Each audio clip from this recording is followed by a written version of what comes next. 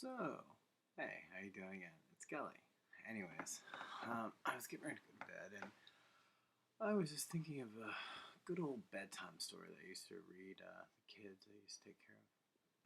But I'm going to read that another time. I did find a bedtime story since I know I am going to bed, and I would probably read it anyway, so I thought I'd read it to you. It is called A Sweet Bedtime Story for Adults. It's called Arthur and the Witch. Remember King Arthur?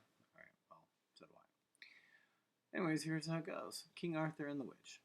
Young King Arthur was ambushed and imprisoned by a monarch of the neighboring kingdom.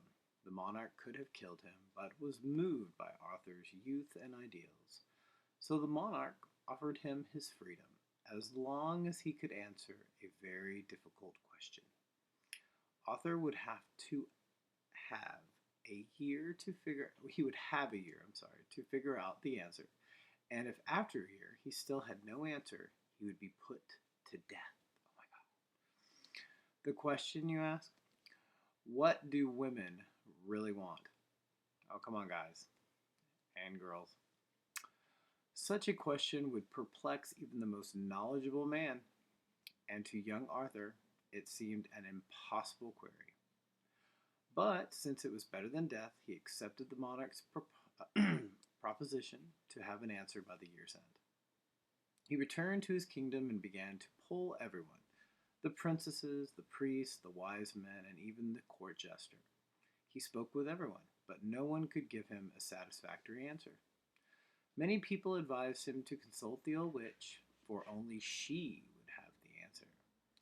But the price would be high, as with a witch was famous throughout the kingdom for high prices that she charged. A woman always does. Just joking.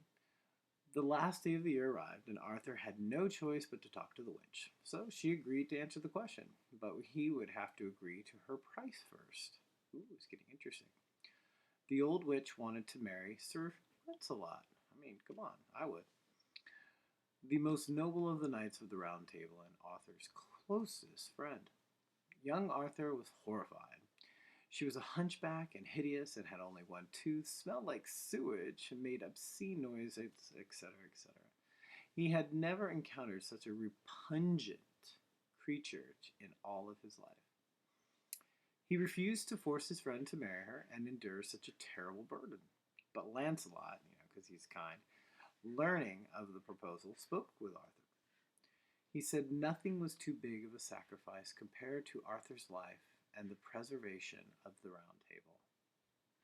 Hence, a wedding was proclaimed, and the witch answered Arthur's question thus: "What a woman really wants," she answered, "is to be in charge of her own life." Pretty good. Everyone in the kingdom instantly knew that the witch had uttered a great truth and that Arthur's life would be spared. And so it was the neighboring monarch granted Arthur his freedom, and Lancelot and the witch had a wonderful wedding. The honeymoon hour approached, and Lancelot, steeling himself for a horrific experience, entered the bedroom. But what a sight awaited him! The most beautiful woman he had ever lain eyes on was staying in bed right before him.